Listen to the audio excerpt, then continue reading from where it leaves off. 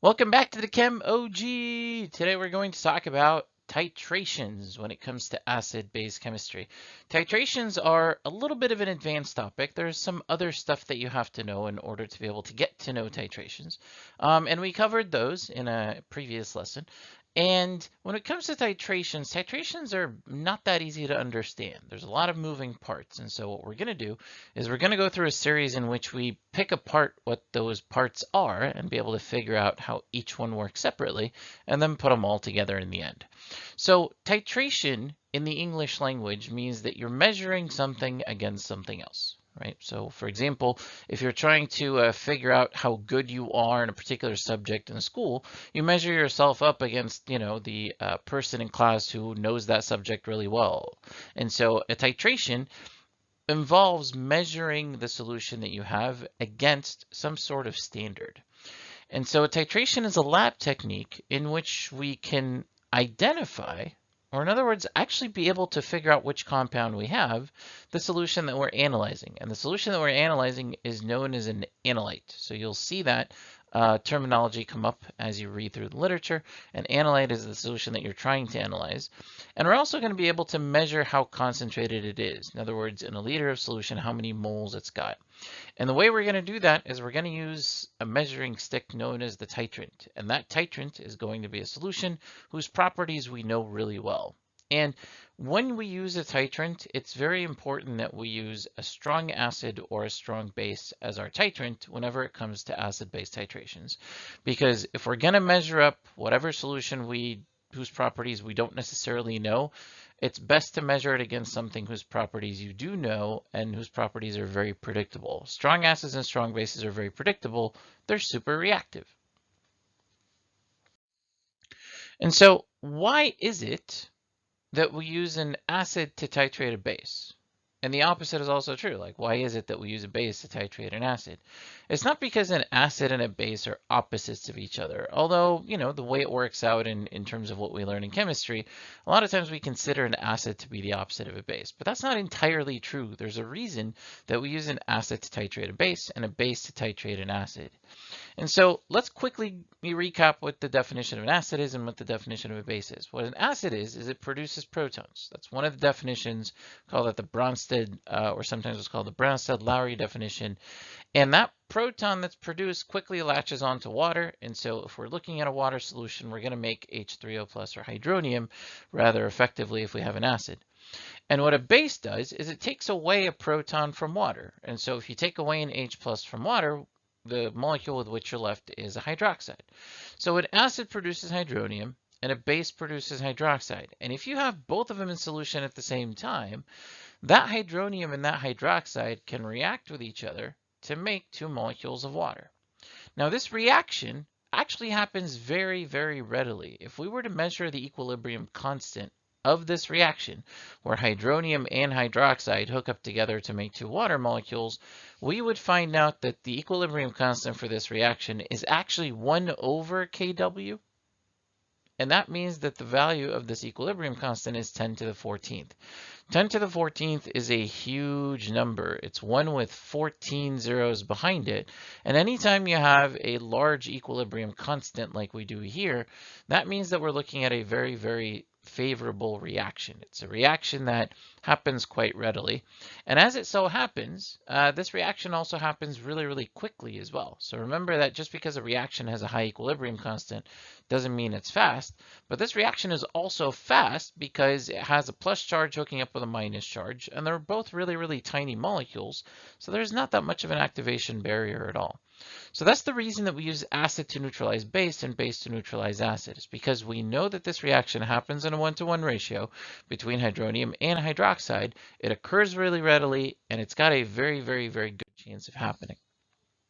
And so the question is, how much titrant do we need to use? And the amount of titrant that we need to use is, well, just enough in order to be able to figure out how much of the original analyte we had. So we should use enough to be able to neutralize the analyte. And the idea is, if you want to figure out how strong something is, you got to break it first. right? Like when we measure the strength of a person, for example, right? You can have a person, him or her, go to the gym and lift as many weights as they can. And in order to figure out who's a stronger person, well, you have those people lift as heavy a weight as they can until they can't lift anymore, right? Until you kind of break them, right? If you're testing like a piece of furniture and you're trying to figure out, well, how much weight can it carry? Well, try to put on more and more and more weight on that furniture until it breaks. And at the point of breakage, you're like, oh, well, it looks like, it can sustain up to this many, pounds or kilograms. So anytime we want to know how strong something is, we break it. So if you want to know how strong an acid is, we're going to have to break it with base. If you want to know how strong a base is, we're going to have to break it with acid. And so when it is that we provide enough of the acid to neutralize base or base to neutralize acid, we call that a neutralization point. So when you neutralize something, that means it's gone, right? And so when something is neutralized, that means it's no longer there. It is gone. And because the only time that happens in terms of the neutralization of that acid or base, the only time that neutralization occurs is when you provide an amount of base that was equivalent to the amount of acid that you had at the beginning.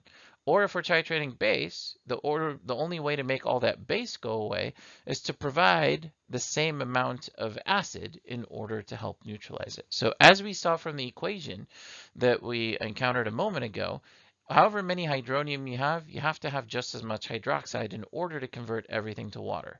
So everything happens in a 1-to-1 ratio.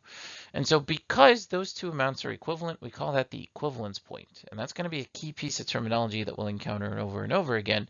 And that is that the equivalence point is also the same as the neutralization point. That's the point at which none of your analyte is left over, and you've essentially taken care of neutralizing all of it to water.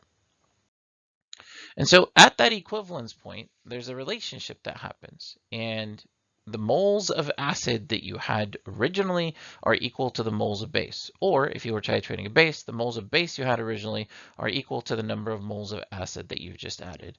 Now, in terms of the quantities of which you're aware, when you do acid-base titrations, you're not aware of the number of moles per se, you're aware of them indirectly. So generally what you're doing is you're calculating or have the concentration of the titrant, and you can measure volumes. And so here's a useful equation, that the concentration times the volume of the acid is equal to the concentration times the volume of the base. And the reason that relationship is true at the equivalence point is if we break down the molarity of the acid and the molarity of the base, those are just moles over liters. Okay, so if I expand that equation out, molarity becomes moles of acid over volume of the acid that we're using. And here, the volume term here is just volume of acid. And if I want to break down the molarity term for the base, it's just moles of base over the volume of base. But notice how the volume of acid cancels out with volume of acid. Volume of base cancels out with volume of base. And so what we're left with is the original relationship that we wanted, which is that, all right, at the neutralization point, your number of moles of acid equals to your number of moles of base. So the reason that we use MAVA equals MBVB is because when we're looking at acid-base titrations, the big thing that we're missing is the concentration of the analyte. So if the analyte is the acid, this is the concentration we're missing. If the analyte is the base, this is the concentration that we're missing. The other three quantities in this equation are ones that we can measure, in the lab. And so you also have to account for the fact that some acids could donate more than one proton and some bases can produce more than one hydroxide.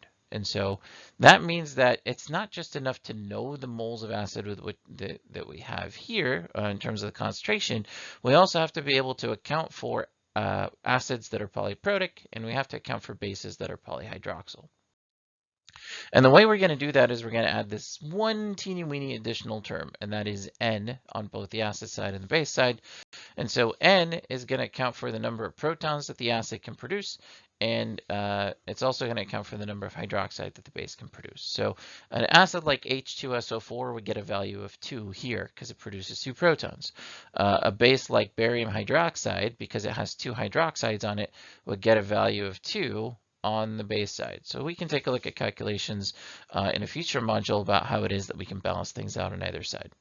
So I'll remind you that the analyte is neutralized at the equivalence point, and that means that all of it is gone.